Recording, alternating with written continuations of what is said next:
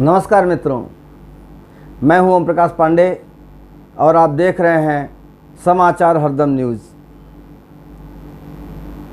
मित्रों, महाराष्ट्र सरकार के मुख्यमंत्री एकनाथ शिंदे के एक निर्णय ने महाराष्ट्र की खबरों में एक तूफान सा ला दिया है, चर्चा का विषय बन गया है। और वो निर्णय है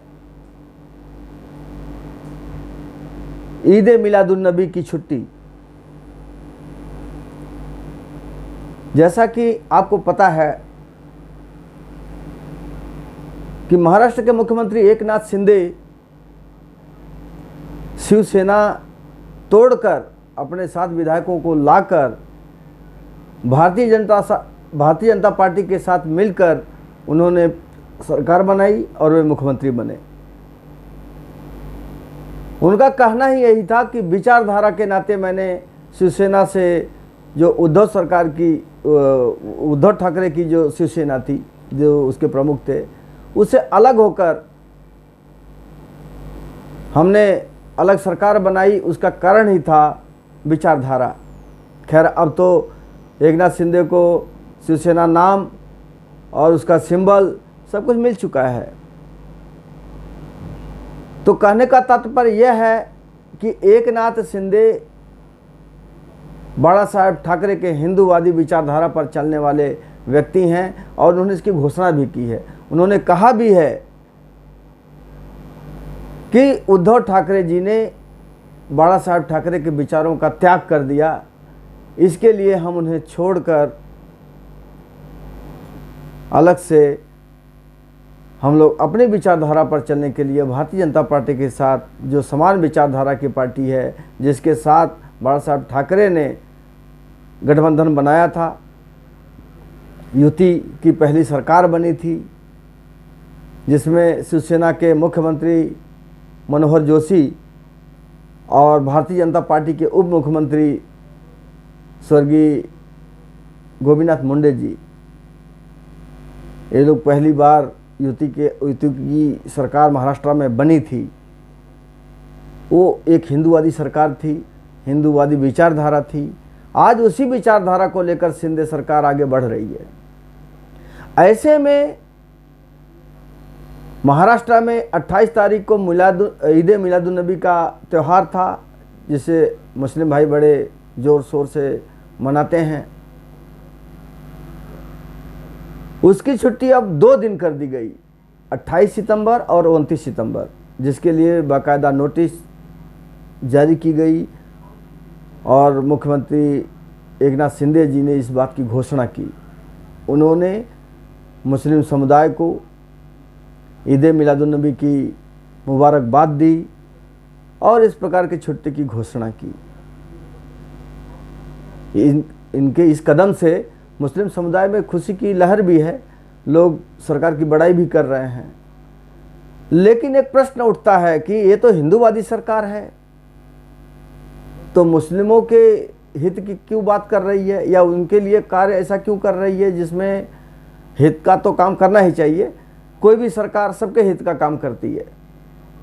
लेकिन ये आश्चर्यजनक तथ्य है कि, और जो हिंदूवादी संगठन है उन्हें ये थोड़ा सा खटक भी सकता है कि हिंदूवादी सरकार, जो अपने आप को हिंदू विचारधारा की पार्टी कहती है, वो तुष्टीकरण का काम कर रही है। और 28, जहां पर 1 दिन की ये छुट्टी होती थी, उसको 2 दिन बढ़ाकर छुट्टी को किया गया है। 28 और 29 को अलग से इनके लिए छुट्टी की व्यवस्था की गई है, सरकार की गजटेड छुट्टी। तो ये तुष्टीकरण है एक तरह से। लेकिन बात ऐसी नहीं है। सच में बात ऐसी है कि 28 तारीख को ही महाराष्ट्र में विगत 10 दिनों से गणेशोत्सव का कार्यक्रम बड़े जोर शोर से मनाया जा रहा था, 19 सितंबर से 28 सितंबर तक। और 28 सितंबर को ही गणेश विसर्जन था। दोनों भी कार्यक्रम, दोनों भी त्यौहार एक ही दिन पड़ते। ऐसे में पुलिस की व्यवस्था, रूट की व्यवस्था, क्योंकि महाराष्ट्र की गली गली से करीब करीब हर जगह जो है गणपति बैठती हैं और विसर्जन का कार्यक्रम बड़े धूमधाम से, बड़े ज़ोर शोर से किया जाता है। ऐसे में लोग नाचते हैं, गाते हैं, बजाते हैं और अबीर गुलाल भी उड़ाते हैं। बहुत सारे धूम धड़ाके के साथ इस विसर्जन के कार्यक्रम को अंजाम तक पहुंचाया जाता है। ऐसे में मुस्लिम समुदाय द्वारा मनाया जाने वाला त्यौहार ईद मिलादुन नबी, जिन्हें रंग से परहेज होता है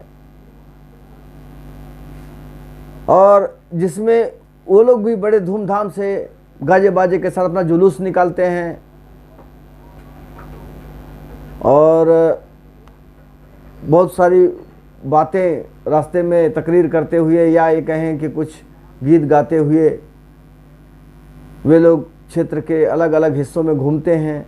ऐसे में टकराव संभव था और उसी टकराव को टालने के लिए सरकार ने उनके लिए एक दिन अलग से छुट्टी की व्यवस्था कर दी और इस बात की सराहना की जानी चाहिए मुख्यमंत्री की भी और मुस्लिम समुदाय की भी। मुस्लिम समुदाय के जो संगठन थे, उन संगठनों के लोग आकर मुख्यमंत्री से मिले थे और उनसे इस बात पर सहमति बनी थी कि 28 के बजाय 29 को, जो जुम्मा का दिन भी है, और उस दिन इस कार्यक्रम को किया जाए, इस त्यौहार को मनाया जाए और जिसके लिए छुट्टी का प्रावधान सरकार ने करने का ऑफर दिया और उन लोगों ने बड़े सहजता से इस बात को स्वीकार किया। सभी लोग सरकार की सराहना कर रहे हैं और सरकार भी राहत की सांस ली है कि भाई किसी प्रकार की जो दुर्घटना या किसी प्रकार की जो जगह जगह से देश के अलग अलग हिस्सों से सुनाई पड़ता है कि इस जुलूस में पत्थरबाजी हो गई, तो इस जुलूस में दोनों गुट आपस में भिड़ गए, तो इस तरह की एक जो घटना है होते होते बच गई या ये कहे कि उसको बचा लिया गया।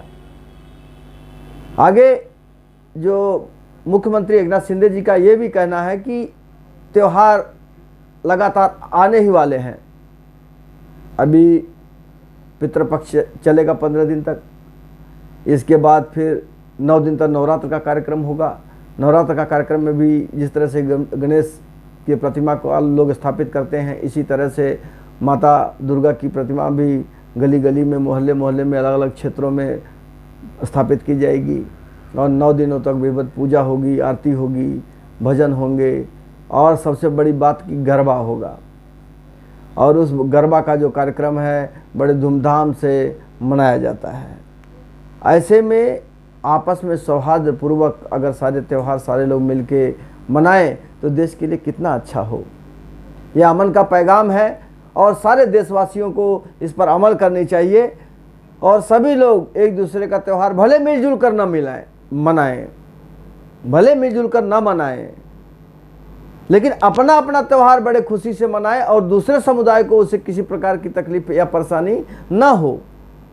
हालांकि चाहिए तो ये कि एक देश में रहने वाले, जब हम यह कहते हैं कि इस भारत देश में सभी धर्म अलग अलग फूल की तरह से, जिस तरह से एक हार होता है उसमें अलग अलग फूल लगे होते हैं, उसी तरह से यहाँ पर इस भारत देश में ये गुलिस्ता है अलग अलग फूलों का। तो यहाँ पर अलग अलग जो फूल है वो उन फूलों को अलग अलग किस्म से उसको किया जाना चाहिए और उसी तरह से इस बात को आगे लेकर जाना चाहिए। सबको उसी तरह से हंसी और उल्लास के साथ मिलजुल कर कोई भी त्यौहार मनाना चाहिए। तो चाहिए तो ये कि सारे धर्मावलंबी मिलजुल कर एक परिवार की भांति किसी भी त्यौहार को मनाएं और उत्साह के साथ मनाएं।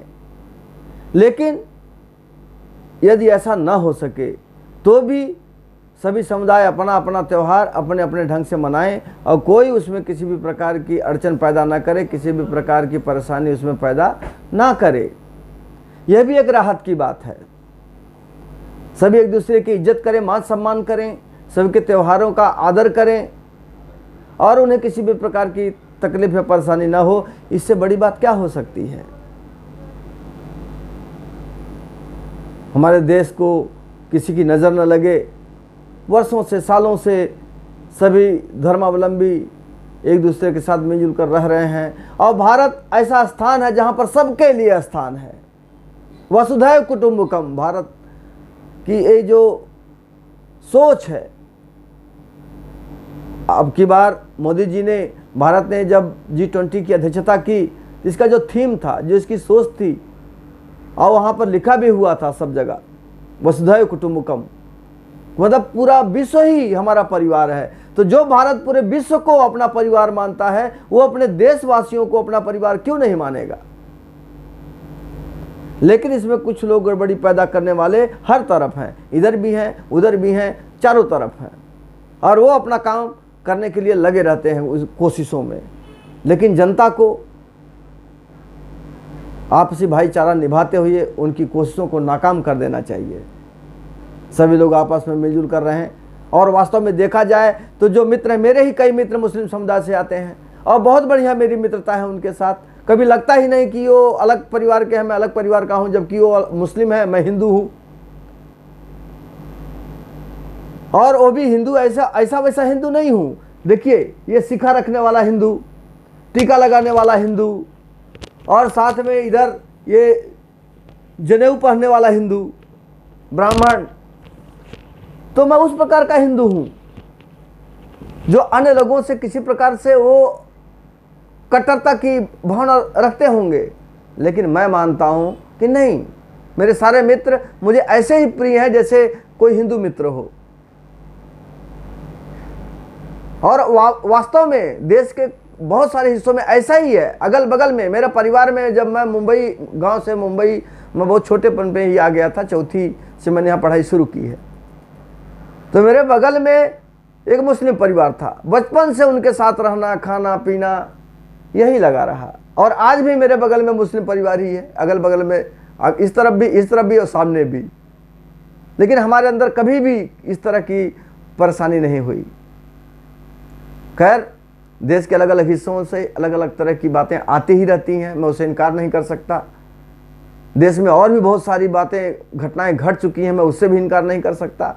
लेकिन ऐसा अपवाद है, और अगर ऐसा है भी तो मेरा मानना है कि वो खत्म होना चाहिए। सभी लोग एक दूसरे से प्यार से मिलजुल कर रहना चाहिए। और मैं सभी लोगों से अपील भी करूंगा कि आप सभी लोग मिलजुल कर एक दूसरे के साथ रहें। देश के जो आज देश की विकास की जो गति है, जो रफ्तार जो मोदी जी ने बनाई है, वो आगे तभी बढ़ेगी जब शांति हो। कहीं भी बिना शांति के प्रगति संभव नहीं है। आप कहीं भी देख लीजिए, किसी परिवार में अगर किसी प्रकार की दुर्घटना घटना हो गई है तो लोग उस दुर्घटना में पीड़ित होंगे, परेशान होंगे कि वो तरक्की की बात सोचेंगे। उसी तरह से जब देश में आए दिन लड़ाई झगड़े होते रहेंगे, मारपीट होती रहेगी, तमाम तरह का उपद्रव होता रहेगा, तो कहाँ से किस तरह से वहाँ पर प्रगति की बात की जा सकती है। तो अगर देश को प्रगति करना है, प्रगति के पथ पर आगे बढ़ना है, अगर देश को विश्व गुरु बनना है, तो आपसी भाईचारा स्थापित करना ही होगा। और इसमें क्या बुराई है? आप अपना धर्म मानिए, हम अपना धर्म माने। आप अपने घर में बढ़िया से मजे से रहिए, हम अपने घर में बढ़िया से मजे से रहेंगे। आप अपना नमाज पढ़िए, आप गुरुद्वारा जाइए, आप मस्जिद जाइए, आप चर्च में जाइए, हम मंदिर जाएंगे। इसमें तकलीफ क्या है किसी को? तो इसी तरह से हंस खेल कर अगर लोग अपने अपने त्यौहार मनाएं, तो मुझे लगता है कि इस देश को आगे बढ़ने से, विश्व गुरु बनने से कोई रोक नहीं सकता। मित्रों, आपको क्या लगता है? अपने विचार हमें कमेंट के द्वारा ज़रूर बताएं। वीडियो को लाइक करें, शेयर करें और चैनल को सब्सक्राइब जरूर करें। फिर मिलेंगे अगले वीडियो में किसी अन्य सब्जेक्ट के साथ। धन्यवाद मित्रों, नमस्कार, वंदे मातरम।